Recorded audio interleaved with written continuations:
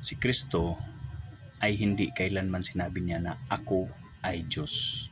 At hindi rin kailanman sinasabi niya na ako ay hindi Diyos. So ito ang tatalakayin natin ngayon. So kung ating muni-munihin, kung ating isipin, si Panginoong Hesukristo ay ipinadala dito sa sanlibutan sugo ng kanyang Ama na nasa itaas o sa langit, ang Diyos na Ama. Pero bago pa dumating si Panginoong Hesukristo o may sa katuparan ng kanyang pagiging tao dito sa sanlibutan, may propesiya na patungkol sa kanya. Doon mababasa sa Isaias 7:14. So babasahin natin doon sa Isaias 7:14. Sinasabi doon na kaya't ang Panginoon na rin ang magbigay ng palatandaan, maglilihi ang isang dalaga at manganganak ng lalaki. At ito'y tatawaging Emmanuel. So ibig sabihin ng Emmanuel, God is with us. So ang Diyos ay kasama natin. So sino itong batang ipinganak? Diba si Jesus? So ibig sabihin, si Jesus na Diyos, Emmanuel, ay kasama natin. So doon naman sa Isaias 9:6, sinasabi doon, sapagkat ipanganganak ang isang sanggol na lalaki at siya'y mamamahala sa atin. Siya ang kahangahangang tagapayo, ang makapangyarihang Diyos. O doon, hinula na ni Prophet Isaias, makapangyarihang Diyos. Walang hanggang Ama. Bakit nagiging walang hanggang Ama? Mayroon naman siyang Ama sa itaas. So ibig sabihin nitong walang hanggang Ama, si Kristo ay nagiging Ama natin, mga tao, dahil tayo'y tinutubos niya sa kanyang dugo at kamatayan sa krus. Ang prinsipe ng kapayapaan. So ganon ang propesiya ni Prophet Isaias patungkol kay Jesus. So kung magbabasa tayo ng ibang talata, mababasa natin sa Hebreo 1:3. Hebreo 1:3. Ang sinasabi doon, ang anak ang maningning na sinag ng Diyos. So sino tong anak? Si Kristo. Ang maningning na sinag ng Diyos. Sapagkat kung ano ang Diyos, ay gayon din ang anak. So anong sinasabi doon? Kung ano ang Diyos, ay gayon din ang anak. So kayo nang mag-iisip niyan. So doon naman sa Hebreo 1:8, ang nagsasabi dito ang Diyos na Ama. Ganito ang kanyang sinasabi sa Hebreo 1:8. Ngunit tungkol sa anak, ang sinasabi niya, so sinong nagsasabi? Ang Diyos na Ama.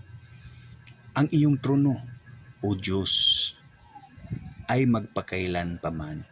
Ikaw ay maghaharing may katarungan. So ang iyong trono, O Diyos, magpakailan paman. Ikaw ay maghaharing may katarungan.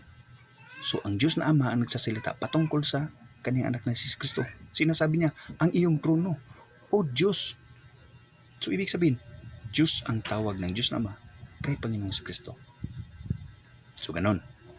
Doon naman sa Hebreo 1:10, mababasa natin, sinasabi pa rin ng Ama. Ito ang sabi ng Ama sa Hebreo 1:10.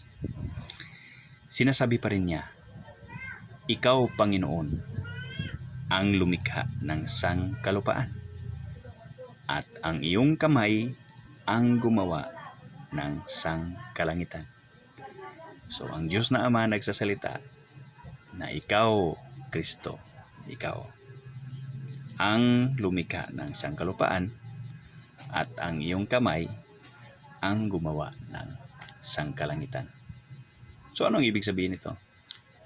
Ibig sabihin ba nito si Diyos, si Kristo at ang Ama ay isa? Hindi.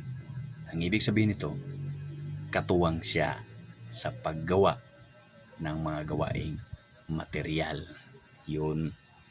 Pero magkasama sila. So ganito. So doon naman mababasa natin sa 1 Juan 1:5, mababasa natin doon. Ito ang aming naririnig sa kaniyang anak. So sinong nagsalita dito? Si Juan.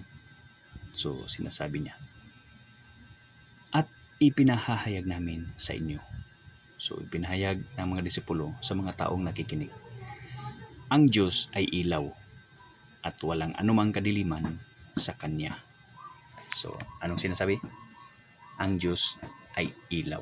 Sa ibang salin dito, ang Diyos ang liwanag at walang anumang kadiliman sa Kanya. So, anong ibig sabihin nun? Siyempre, ang Diyos ay ilaw o liwanag. Pero, mababasa natin doon sa Juan 8:12. Tandaan niyo, Juan 8:12.